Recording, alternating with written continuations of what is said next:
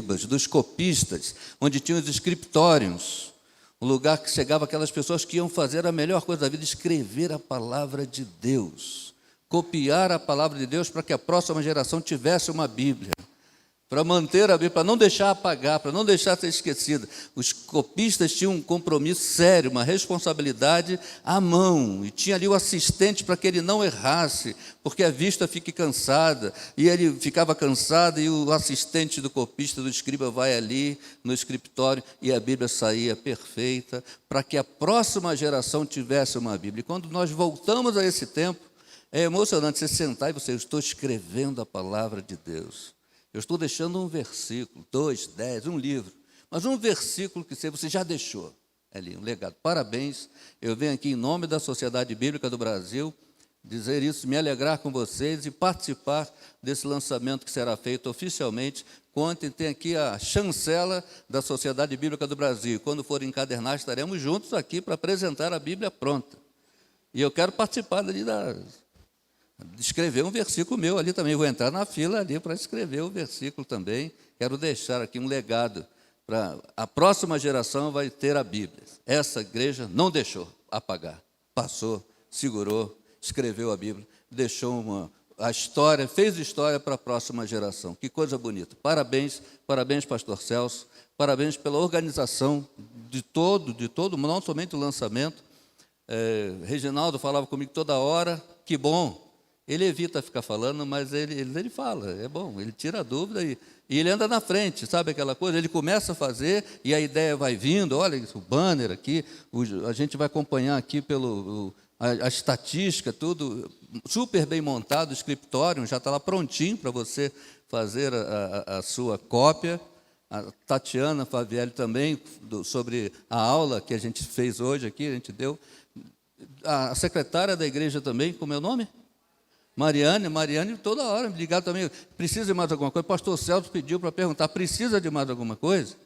Falei, que beleza, né? O pessoal não deixa a gente na mão, não. O pastor Celso cobre a gente de apoio, não tem como dar errado, né? Tá, todo mundo, obrigado pelo carinho, e receba um abraço carinhoso e essa presença oficial da Sociedade Bíblica do Brasil nesse culto de lançamento da Bíblia manuscrita. Eu quero dar 2 notícias boas. A primeira é que o nosso stand ali tem desconto especial para seminaristas. Mas aí o Reginaldo pediu para incluir os escribas, copistas. Então, todo seminarista tem desconto especial e pode parcelar no cartão. Essa é a primeira notícia boa. A segunda notícia boa é que hoje todo mundo aqui é seminarista. Essa é melhor, né? Essa ficou boa. E eu até vou pregar no lançamento da Sociedade Bíblica do Brasil. Olha que coisa bonita. A Bíblia de Estudo do Almeida. Sabe o João Ferreira do Almeida, que traduziu? João Ferreira de Almeida tinha algumas notas que eram inéditas. Quando ele traduziu a Bíblia, ele fez algumas notas. Essas notas ficou por conta da família, da igreja, nunca foram reveladas. A Sociedade Bíblica teve o direito dessas notas, e nós temos aqui essa Bíblia de Estudo do Almeida, com notas inéditas da mão do próprio João Ferreira de Almeida. Essa Bíblia tem mais de 23 mil notas de rodapé. 100 delas são do próprio braço do Almeida. Então, é uma Bíblia que ninguém mais tem, é inédita, é lançamento da Sociedade Bíblica do Brasil. Você que é seminarista hoje, você que é escriba, aproveite.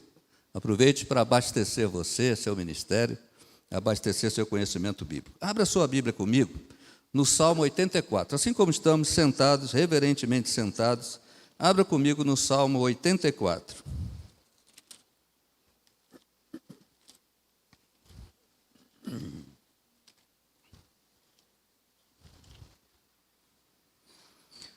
Deixe sua Bíblia aberta. Salmo 84.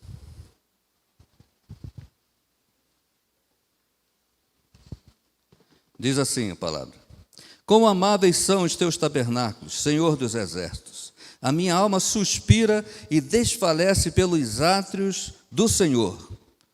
O meu coração e a minha carne exultam pelo Deus vivo. O pardal encontrou casa, e a andorinha ninho para si, onde acolha os seus filhotes. perto dos teus altares, Senhor dos exércitos, Rei meu e Deus meu. Bem-aventurados os que habitam em tua casa, louvam-te perpetuamente. Bem-aventurado é aquele cuja força está em ti, em cujo coração se encontram os caminhos aplanados. Quando passa pelo vale árido, faz dele um manancial. De bênçãos o cobre a primeira chuva. Vão indo de força em força. Cada um deles aparece diante de Deus em Sião. Senhor Deus dos exércitos, escuta a minha oração. Ouve-me, ó Deus de Jacó. Olha, ó Deus, escudo nosso, e contempla o rosto do teu ungido. Pois um dia nos teus átrios vale mais que 1000. Prefiro estar à porta da casa do meu Deus a permanecer nas tendas da perversidade. Porque o Senhor Deus é sol e escudo. O Senhor dá graça e glória, não recusa nenhum bem aos que andam retamente. Ó Senhor dos exércitos, feliz é aquele que em ti confia. Amém. Amém. Esse Salmo 84 foi um dos salmos mais cantados no exílio babilônico. O povo de Israel ficou naquele exílio, que um verdadeiro cativeiro, 70 anos. Virou um cativeiro, já tinham passado 3 gerações. A geração que cantava esse salmo aprendeu com o avô, com o pai. Os cânticos de romagem, do Salmo 120 ao 134, os 15 salmos, cântico dos degraus ou de romagem, que são cantados até hoje nas festas de Israel, aquele cântico do peregrino, da volta, salmos foram escritos e foram cantados. O 84 era cantado por aqueles. E é interessante que o título dele é Saudades do Templo. A mensagem que ele traz é saudade do templo. Mas como é que alguém pode sentir saudade de um lugar que nunca esteve? A geração que cantava esse salmo nunca tinha vindo a Jerusalém, nasceu na Babilônia. É porque entre os hebreus tinha um costume. Nascia um menino hebreu na Babilônia, uma menina, os pais diziam para a criança: você nasceu aqui, mas nós não somos daqui. Nós vamos voltar para casa. E lá tem um templo, lá tem um sacerdote, lá tem a palavra, lá tem a liturgia, lá tem a música. Então, as crianças cresciam cantando e com essa saudade que passava de pai para filho. Essa saudade do tempo. Esse é um costume hebreu muito antigo, desde sempre. Você lê o Salmo 72, é o Salmo de Salomão. Você lê o Salmo de Salomão, é uma oração pelo rei. O último versículo é: aqui terminam as orações de Davi. Uai, não era de Salomão? Como é que encerra as orações de Davi, filho de Jessé? Era uma oração, se você for olhar o contexto, o histórico, era uma oração que Davi fazia pelo filho Salomão. E de tanto o filho ouvir a oração do pai se tornou o salmo do filho. Quando o pai e a mãe praticam a palavra de Deus, ensina a palavra de Deus, aquilo vira o padrão, aquele ensinamento vira o padrão na vida do filho. A oração do pai, a devoção do pai vira o salmo do filho. Então, é de pai para filho. Vai assim, entre pais e filhos, você vai criar a criança no caminho, vai ensinar no caminho, não o caminho, ó, o caminho é lá, vai lá, não, vai no caminho, vamos andar junto. Vai ensinar a criança no caminho em que deve andar. Agora, esse salmo é um salmo que, conquanto tenha sido cantado na Babilônia, ele é para hoje, como toda a palavra de Deus, especialmente esse aqui, no momento que estamos vivendo. Há um movimento aí, até agora mundial, que afetou muito o Brasil. É um movimento chamado de os desigrejados. Eles começaram com a intenção de recolher pessoas, de alcançar pessoas que, por algum motivo ou outro, tinham saído da igreja, ou tinham sido excluídos, ou tinham se decepcionado com alguma coisa, ou algum problema, saiu da igreja. Aí surgiu esse movimento desigrejado: vamos buscar os que saíram da igreja. É até nobre, né? Vamos buscar quem está fora da igreja. Foi dando certo, em alguns lugares nem tanto, e eles começaram a dizer o seguinte: não, vamos buscar quem está na igreja. Aí como é que você vai tirar da igreja quem está firme na igreja? O pastor Celso falou aqui, ó, vamos ensinar a doutrina batista. Ótimo, nobre, é isso. A igreja batista é muito forte em ensino. E essa igreja aqui, de maneira especial, vamos fazer uma Bíblia manuscrita, tem uma classe, tem uma EBD forte, tem um ensino sistemático sobre a doutrina. Isso nunca vai perder a identidade. A igreja é isso. É ter um ensino da doutrina forte. Quem nós somos, em que cremos, como pensamos, é isso aí. Mas as igrejas que não têm isso, são presa fácil. E esse movimento desigrejado vai tentando pegar quem está na igreja. Como é que pega quem está na igreja? primeiro você desinstala, o pensamento deles, né? Nós desinstalamos quem está na igreja. Começamos a criticar a igreja, apontar os defeitos, apontar um monte de coisa. Quando a pessoa desinstalar, a gente apanha. É um movimento. Não precisamos de igreja. Pode ser crente em casa. Pode ser isso, pode ser aquilo. Não tem comunhão, não tem ceia. Pode ser crente sozinho, não depende.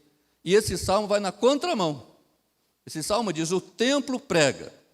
Pode passar aqui qualquer pessoa nessa rua no dia que não tiver culto, o horário de que não tiver culto, mas tem um templo. O que é isso aí? Que prédio é esse? É a casa do Senhor. O templo sozinho já prega, já mostra para que foi erigido aquele edifício. É a casa de Deus, tem um Deus. Esse salmo vai na espinha dorsal desse movimento dos desigrejados, porque ele fala da importância do templo, de se ter um templo, um lugar construído para adoração. E olha como esse salmo começa. Aí nos versos de 1 a 4, diz assim, quão amáveis são os teus tabernáculos, Senhor dos exércitos, a minha alma suspira e desfalece pelos atos do Senhor, o meu coração e a minha carne exultam pelo Deus vivo. O pardal encontrou casa, e a andorinha ninho para si, onde acolhe os seus filhotes, perto dos teus altares. Senhor dos exércitos, Rei meu e Deus meu, bem-aventurados os que habitam em tua casa, louvam-te perpetuamente. Então, do verso 1 ao verso 4, o salmista está dizendo o que o templo é para mim, o que o templo tem que ser para mim. Sabe, o sacerdote, a imagem aqui, aquele sacerdote que está terminando o turno, vem um outro para ficar no lugar dele, ele está voltando para casa, ele sai, dá uma volta no templo aí para casa, olha e vê o pardal entrando nas frestas das telhas, e a andorinha trazendo um alimento para o ninho também, na fresta da telha, para alimentar seus filhotes. Ele para, olha e diz assim, olha, o pardal encontrou casa, a andorinha ninho para si, onde acolhe os seus filhotes. Eu encontrei os teus altares. Ele se compara, ele diz, o templo é para mim o que o ninho é para o passarinho, o lugar de vir cansado da vida e sentar, receber alimento, receber descanso, receber andorinha alimentando os seus filhotes, é ser alimentado com a palavra de Deus, do corre-corre da vida, é o lugar que você para, descansa o coração, recebe ensinamento, renova as forças para outro voo, para enfrentar a vida. O templo tem que ser para mim o que o ninho é para o passarinho. Deus sabe que você e eu precisamos de bom alimento espiritual e de tranquilidade para resolver a vida. Davi, quando escreveu o Salmo 23, ele era um menino. Ele nem era um adulto, nem era teólogo. Com teologia você arranca pouca coisa ou nada do Salmo 23. Você tem que ler o Salmo 23 como uma criança. Davi pastoreava a ovelha é indefesa, ele tem que se antecipar. A ovelha não bebe água em água corrente, porque por instinto ela sabe que se encharcar ela vai morrer, ela morre de sede, mas não entra na correnteza, ela só bebe em água parada. O pastor tem que levar a ovelha em água parada, água de descanso, água tranquila. Deus sabe que você e eu precisamos de tranquilidade para resolvermos a vida. Na pressa, na afobação, as decisões são erradas. Precipitação tem tudo para dar errado. Então, Deus sabe que você precisa parar, descansar. E pastos verdejantes, a ovelha não consegue comer grãos, nem palha seca, ela tem que comer terra verde. O pastor, sabendo disso, leva a pastos verdejantes. Deus sabe que para enfrentar a vida, você precisa de alimento certo, tenro, Bíblia, Evangelho puro, que aí você vai ter como enfrentar a vida. Nem sempre você vai ter alguém da igreja ao seu lado, mas se você tem a Bíblia no coração, aprendeu a coisa certa, a grama verde, você vai ter saúde para enfrentar a vida. Então o salmista diz, o templo é para mim o que o ninho é para o passarinho, lugar de descansar, renovar as forças, receber alimento e pegar impulso para continuar em outro voo. O que o templo é para mim. O segundo ponto desse salmo é, o que o templo faz em mim. O que o templo é para mim e o que o templo faz em mim. Olha o que diz aí, os versos 5 até o verso 9.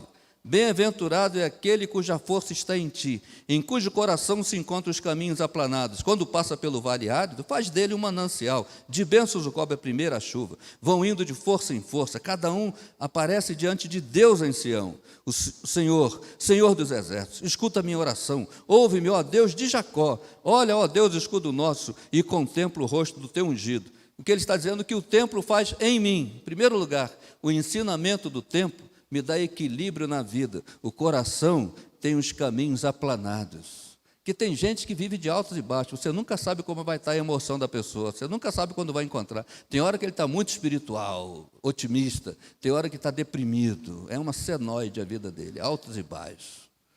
Você não sabe quando vai encontrar, você chega no trabalho, na vizinhança, bom dia, e se ele tiver assim, ele fala, bom não, ótimo.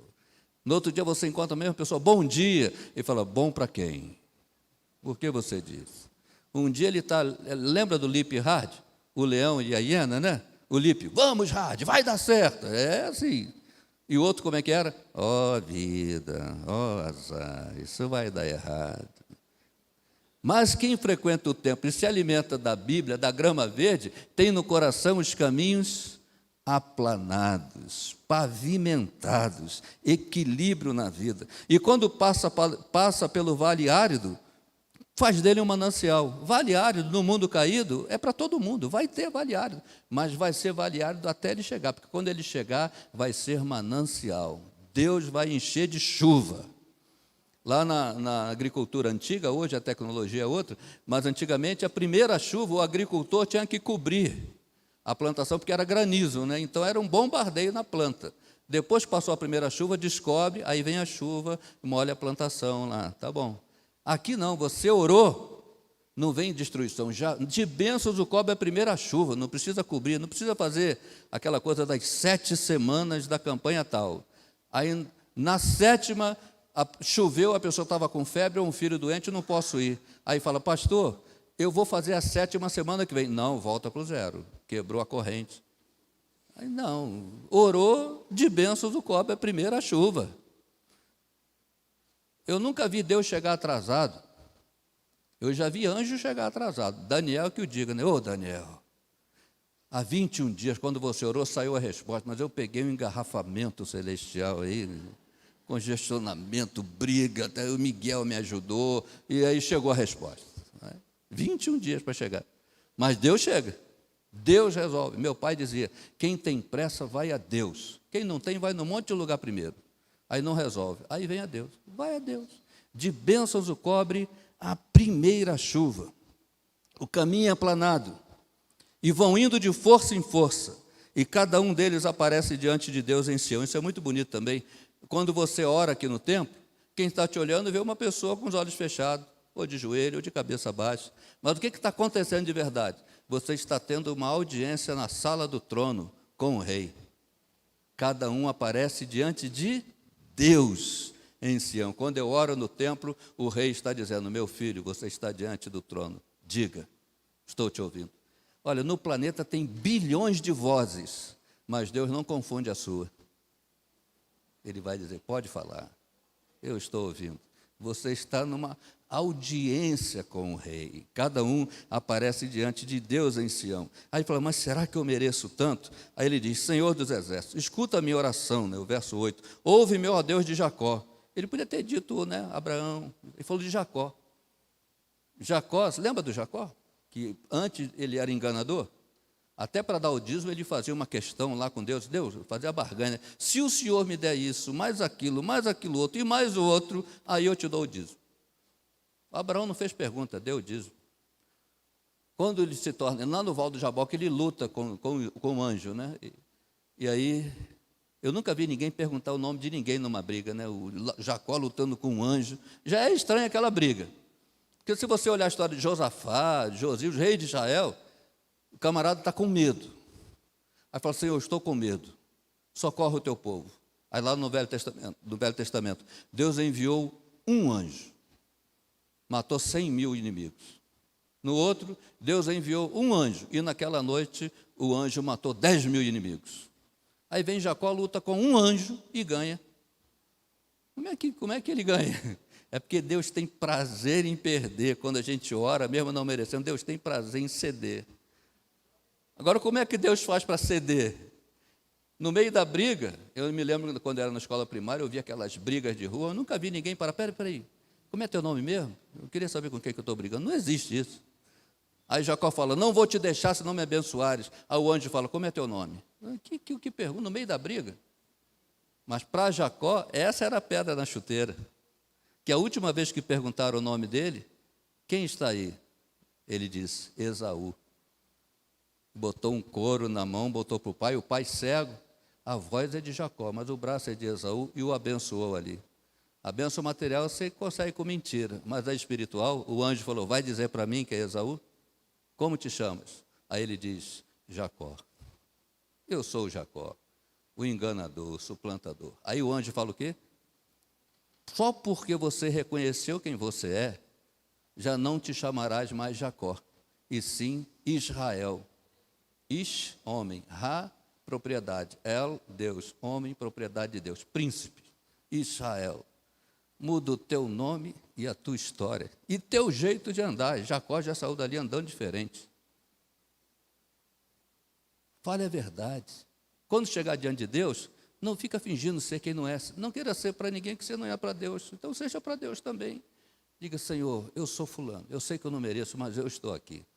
Na audiência com o rei, não adianta dizer que você é Esaú. Diga, eu sou Jacó.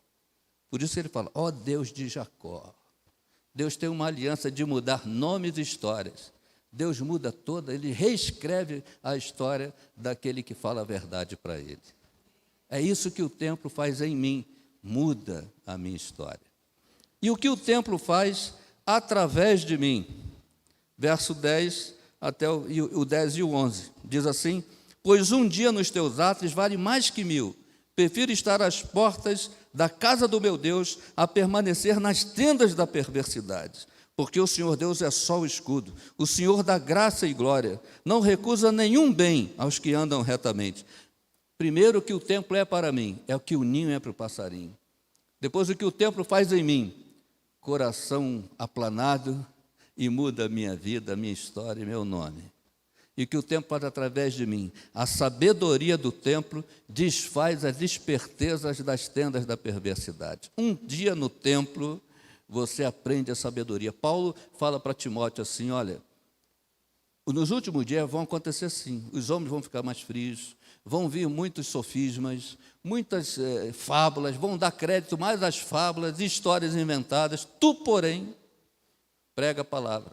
Tu, porém, permanece naquilo que você aprendeu. Tu, porém, aquilo que você aprendeu com a tua avó, com a tua mãe, é aquilo mesmo, não tem nada novo para te acrescentar. Conserva e continue estudando, porque a palavra, o evangelho, é poderoso para desfazer quaisquer filosofias e sofismas e sabedoria humana.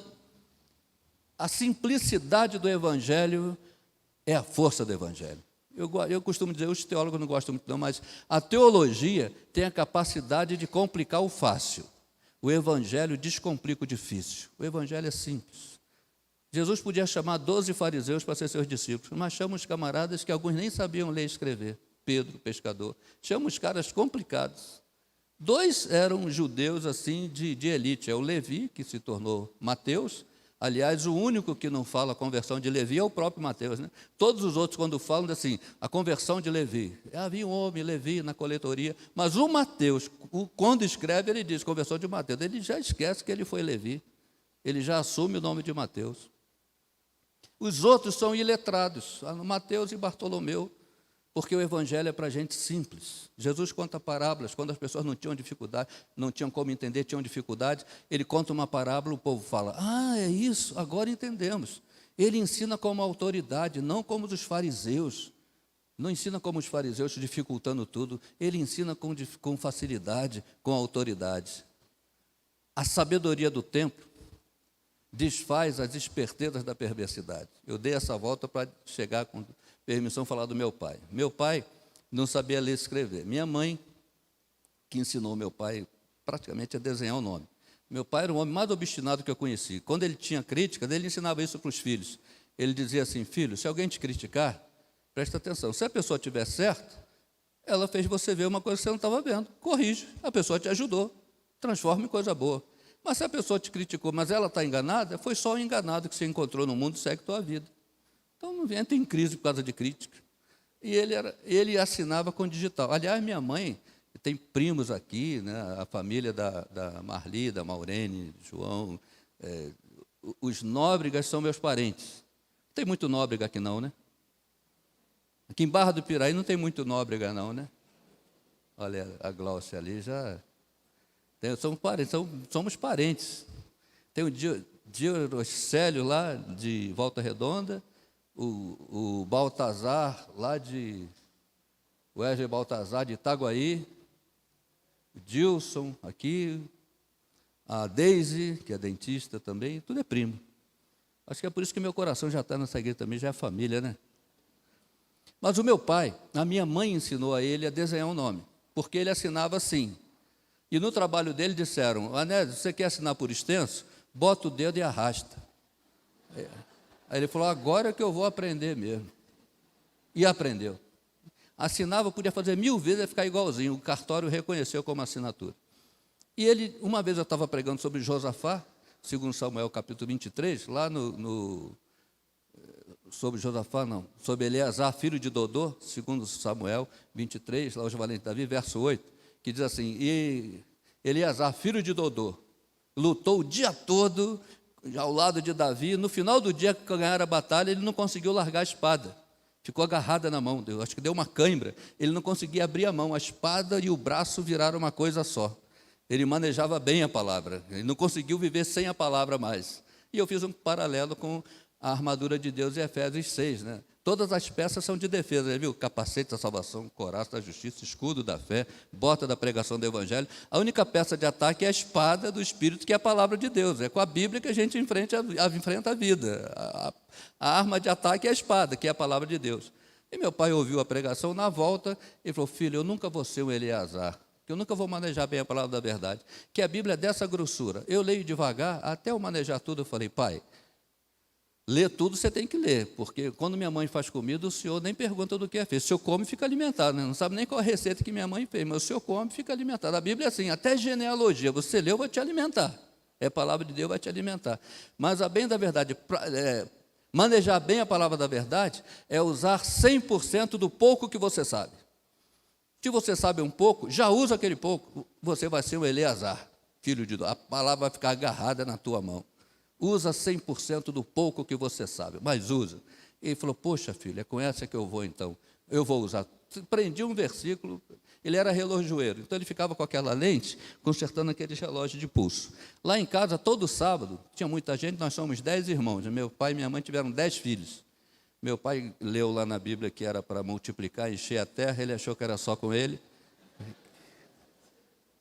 E tinha os amigos também que vinham buscar relógio, trazer relógio. Minha mãe fazia vários bules de café, várias rodadas de café. E a gente gostava de casa cheia, boa conversa. E meu pai tinha muitos amigos, bons amigos. E tinha cada um com sua característica. Ele está lá consertando o relógio de pulso, com aquela lente e tal. E o seu Otávio, um dos melhores amigos dele, mas muito gozador, muito brincalhão.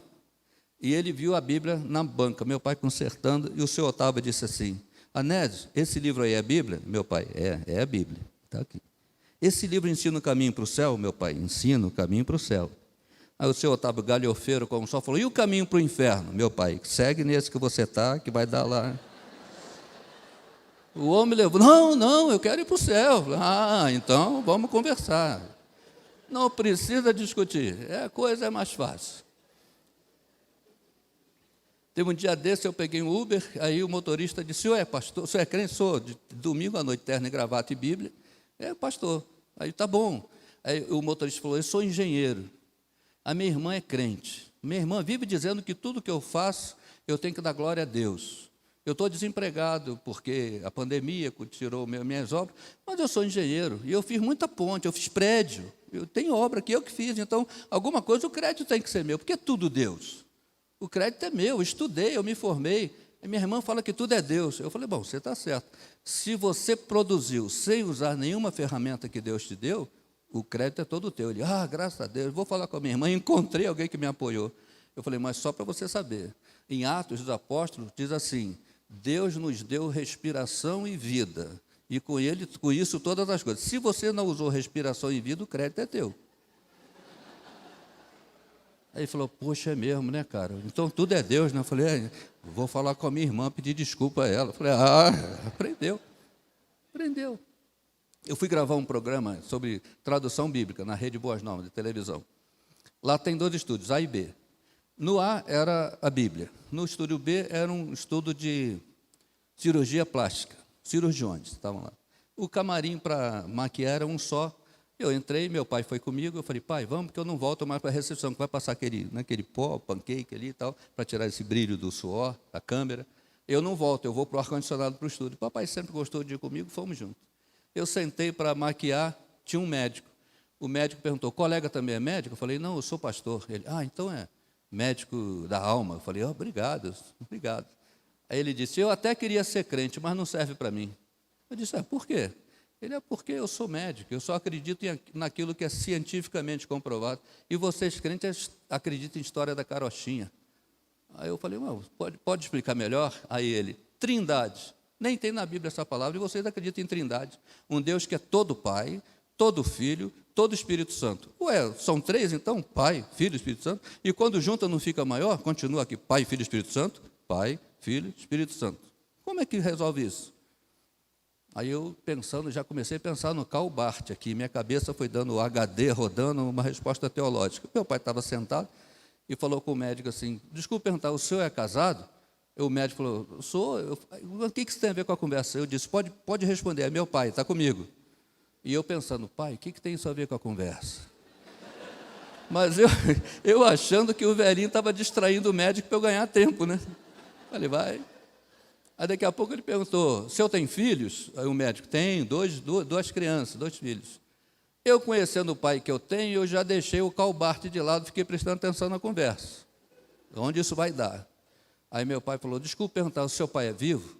O médico falou, sim, papai é vivo.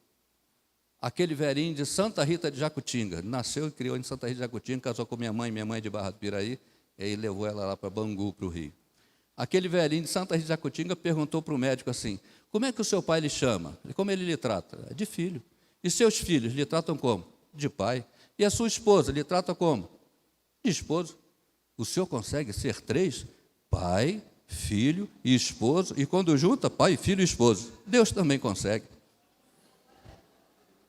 Eu falei, pai, nem no seminário me deram uma sistematização teológica da trindade igual essa. Fomos embora, gravei o programa da Bíblia, fui embora. A sabedoria do templo desfaz a esperteza das tendas da perversidade. A história já podia terminar aí. Mas esse médico mora num condomínio na Barra da Tijuca chamado Rio 2. Ele chegou à noite em casa e falou com um colega, rapaz, você sabe onde tem uma igreja aqui perto? Mas que eu posso ir a pé? Porque na Barra, ou você pega congestionamento para ir ou para voltar. A pé, eu nem tiro o carro da garagem. O vizinho, ele falou, mas você vai procurar a igreja, cara? Ele falou, rapaz, o meu entrave era essa tal de trindade, mas um velhinho na televisão me desmontou hoje, agora eu quero conhecer mais na igreja, conhecer mais da Bíblia. Aí o vizinho falou, aqui mesmo, tem um pastor que aluga toda terça-feira a capela, era eu. Quando ele desceu, de novo eu falei, é de Deus, entra, senta. A sabedoria do templo desfaz a esperteza das tendas da perversidade. A simplicidade do Evangelho é a dinamite do Evangelho. A força do Evangelho está na sua simplicidade. Você aprende onde isso? No templo, na casa do Senhor, desde pequeno. O templo faz isso através de mim. E para concluir, o salmista diz, vendo essas 3 coisas, o que o templo é para mim, o que o templo faz em mim e o que o templo faz através de mim, bendito é aquele que confia em ti. Uma mulher era no Candomblé e ela passou lá para a filha, o centro. A filha já era rodante lá no centro Candomblé, já dava consulta. Os orixás autorizaram, a filha assumiu lá o terreiro, lá em Olinda, na Baixada Fluminense, e fazia despacho em Ricardo Albuquerque, no cemitério. Ela estava grávida, ela consagrou o filho a uma orixá do templo, lá do centro deles. E lá tinha um orixá, na Umbanda tem um nome, no Candomblé tem outro, mas é o mesmo demônio. É todo coberto de palha, você não sabe para onde está virado. E quando vem para matar, para arrebentar. Os outros não baixam, porque quando ele baixa, todos os outros têm medo dele, os outros espíritos. Aí a dona do centro falou, vou consagrar meu filho para o maioral. Vou consagrar para um subalterno. Amanhã ou depois vão dizer que o filho da dona do centro é devoto de um subalterno. Não, a do maioral. Foi na cachoeira, foi no cemitério, fez os dois despachos, o da água e o da tumba, da sepultura. Consagrou o menino no ventre. A cunhada dessa mulher era crente. E toda vez convidava ela para ir para a igreja. Não sei por que Deus me incomodou tanto a cunhada, estava tendo uma série de conferências. O pregador pregava sexta, sábado, domingo de manhã e domingo à noite. A cunhada convidando ela, eu vou. Não foi na sexta, porque teve sessão no templo. Amanhã, sábado, tenho. Não foi no sábado, porque tinha aniversário, demorou.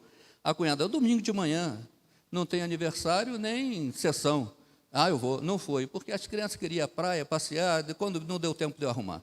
À noite, era o último dia, a cunhada falou, não tem centro, não tem aniversário, nem praia. Se você não for, poxa, eu vou ficar chateado.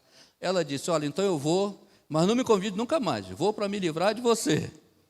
Foi, fez o caminho do cego de nascença, né? Foi, lavou-se e voltou vendo, né? Jesus, João 9, passou lama nos olhos de um cego de nascença e falou, vai ao tanque Siloé e lava-te. Não prometeu nada. O homem foi tirar o lodo, tirar o desconforto. Foi, lavou-se e voltou vendo. A igreja é esse tanque de Siloé. Tem gente que entra para pedir oração por uma doença, por uma causa na justiça. Vem, ouve a pregação, foi, lavou-se, voltou vendo. Vem para tirar o desconforto, ouve a mensagem, Siloé, volta vendo. Ela foi, se converteu, ouviu a mensagem, quem me tocou? Lucas 8, Jesus, a mulher que tocou na orla da veste de Jesus. Ela chegou em casa e falou, mãe, eu sou crente. Eu toquei na veste de Jesus, a partir de hoje eu sou crente. A mãe, não, você é do candomblé, não brinca com isso não, eu não volto lá. E não voltou, a mãe reassumiu o centro. O neném nasceu um menino. Aí passou lá os 40 dias lá de repouso, aí vem, depois da purificação, o recado do centro, leva o menino para o guia tirar o sangue da testa para poder dar o nome, que o guia é que dá o nome. A mulher, não, eu não volto lá e esse menino não põe o pé lá, esse menino vai ser apresentado na igreja, eu sou crente. A mãe não brinca com isso, não brinca todo dia. Aí veio um recado fatídico, o guia mandou dizer que se você não levar, ele vem buscar. Não vou levar. Aí veio a resposta lá, então esse menino não passa, a contar de hoje, não passa de 21 dias, é o número dele lá. Naquela noite o garoto adoeceu, passou a madrugada, foi para o hospital e ficou no soro, passou o outro dia fazendo bateria de exame. No final do dia, o médico falou, olha, o prontuário, seu menino não tem nada. Não tem o que receitar para ele. Soro não pode dar mais, senão vai dar desequilíbrio eletrolítico. Até aprendi isso. Desequilíbrio eletrolítico, soro demais mata, né? O soro é paliativo, tem uma medida. Leva para casa. E em casa passava mal, o menino corre para o hospital. Uma hora o médico falou assim, essa doença não é da terra, não. A senhora tem religião? A mulher, claro, eu sou crente, então se agarra com essa religião, porque a medicina não tem que fazer. E vou lhe dar o prontuário, leva para casa. Se o menino passar mal, leva para o posto de urgência, mas não vem aqui não, que é longe. Mas avisa o colega, ele não pode dar soro, o soro vai matar esse menino. Não deu outro. E em casa o menino passou mal, a mulher levou para o posto de urgência, o médico viu, o colega falou, olha, mesma pergunta, a senhora tem religião? Tem, se agarra com ela. Não tem o que fazer. Vou dar um paliativo aqui, mas leva para morrer em casa. É religioso esse negócio. Como é que uma mãe volta para casa com um diagnóstico desse? A mulher voltou apavorada com o filho no colo. E foi de porta em porta, voltou a pé, igreja que tinha um livro de oração na porta, ela botava e contava essa história. Uma senhora no ponto ouviu a história, ela contando lá. A mulher deixou até passar o ônibus. Quando ela parou, a dona falou assim, senhora, eu não tenho nada a ver com a sua vida, mas eu ouvi a história. A senhora acredita em oração? Falou, claro, por isso que eu estou botando o nome aqui. Nessa rua tem um homem que faz oração. Vai lá. Ele ora pelo seu filho, ele ora por pessoa doente. Ela falou, eu vou, claro. Onde é a casa? Não, a casa eu não sei, eu sei que é nessa rua. Mas você não sabe a casa? 5 quarteirões? Não sei. Mas mãe acha. Eu vou achar a casa. Mãe acha. Se for para resolver problema de filho, mãe acha. Aquele desenho animado aí procurando o Nemo, leva quase 2 horas. Mas é porque é o pai procurando. Se fosse a mãe, era 3 minutos. Se fosse a mãe, era 3 minutos. Que mãe acha? Até Jesus, Marcos capítulo 7, de novo retirou-se para as terras de Tiro e Sidom. Tendo entrado numa casa, queria que ninguém soubesse. Aí continua o texto. No entanto, não pôde ocultar-se, porque uma mulher, cuja filhinha estava possessa por espírito maligno, tendo ouvido a respeito dele, veio, achou a casa e suplicava que expelisse de sua filha o demônio. Jesus falou, mulher, você me achou aqui? Eu não posso tirar o pão do filho e lançar para os cachorrinhos. Eu falei, eu sei, senhor, mas o cachorrinho não está pedindo para sentar na mesa. O cachorrinho sabe que cai no chão, o cachorrinho sabe que as migalhas dos filhos resolvem o problema. Ele disse, por causa dessa palavra, pode ir, não vou nem acrescentar nada, vou usar a tua palavra, pode voltar, o demônio já saiu da tua filha, aquilo que perturba a tua casa já foi embora, pode voltar. A mulher voltou e encontrou a menina curada. Jesus está ensinando o seguinte, cuida da minha casa que eu cuido da tua. Ele está ensinando, e essa mulher achou Jesus. Essa do que eu estou contando, ela foi de casa em casa com o menino no colo e só palavrão.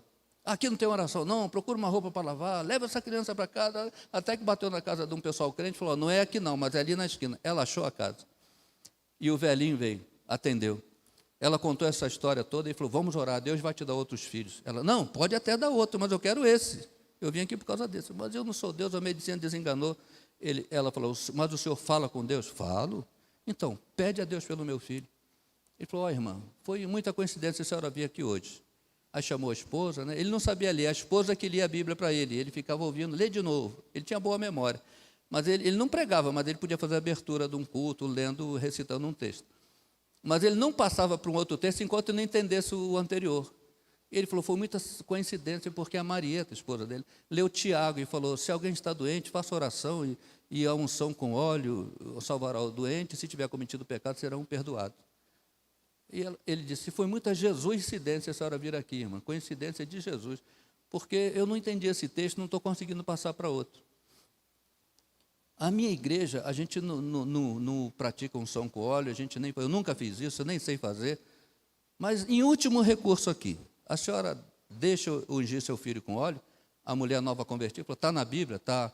Então eu quero. Aí, tá bom, ele falou, eu nunca fiz. Aí ele foi na cozinha, pegou uma lata de azeite beira alta, já pegou uma da dispensa, nem pegou a de que estava em uso. Falou, se é para fazer, vou fazer bem feito. Pegou uma 0 quilômetro, abriu a lata. A esposa botou uma fronha de travesseiro, botou o menino em cima, dias de nascido, a beira alta lá, o menino deitado, falta de prática, nunca fez isso, e entornou a lata toda em cima do menino. Ele não ungiu o menino, ele untou o menino.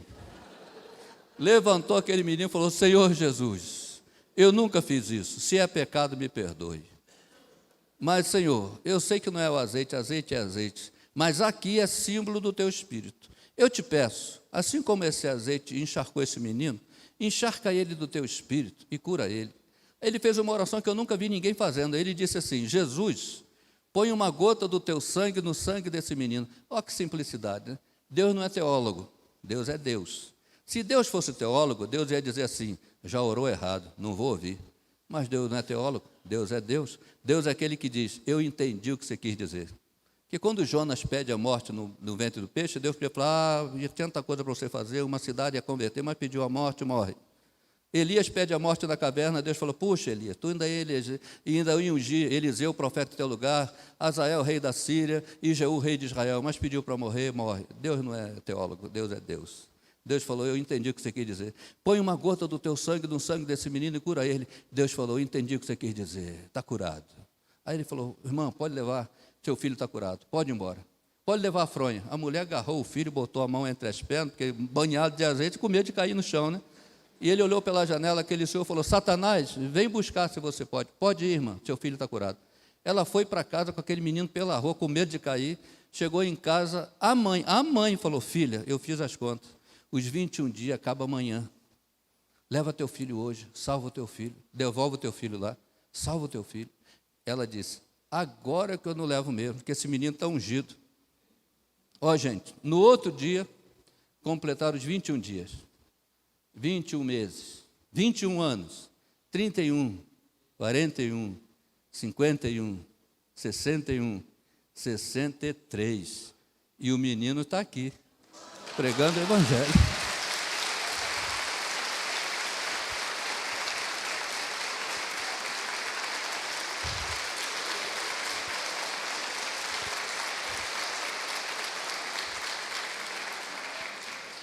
Porque uma mulher nova convertida, aprendeu no templo, ó Senhor dos exércitos, feliz aquele que em ti confia.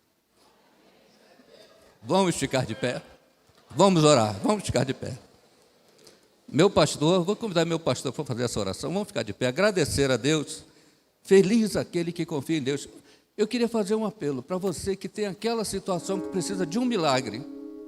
E hoje Deus falou com você. O pregador prega para todo mundo. E o Espírito Santo mistura a voz dele com a voz do pregador e diz assim: isso é com você, isso é com você, isso é com você. Se ele falou com você, saia do seu lugar, venha à frente, nós vamos orar. Sabe aquilo que ficou emperrado, aquilo que precisa ser resolvido, aquilo que fez você chorar e tem feito, aquilo que tem tirado o teu sono, o teu sossego, aquilo que tem sido o empecilho, que expulsou o sorriso do olhar, o brilho do olhar, é com você que Ele quer falar. Mais ainda, Ele já falou com todo mundo, mas quer tratar um assunto, aquele assunto secreto que você tem no altar dele. O templo é esse ninho onde os filhos de Deus descansam e se alimentam. O templo é esse lugar onde milagres acontecem dentro de nós. E o templo é o lugar onde milagres acontecem através de nós.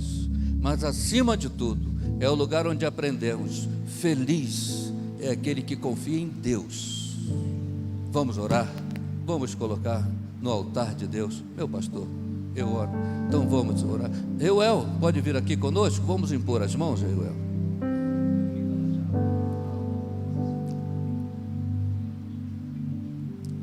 Curve sua cabeça, feche seus olhos. Pai, muito obrigado porque podemos te chamar de Pai, na certeza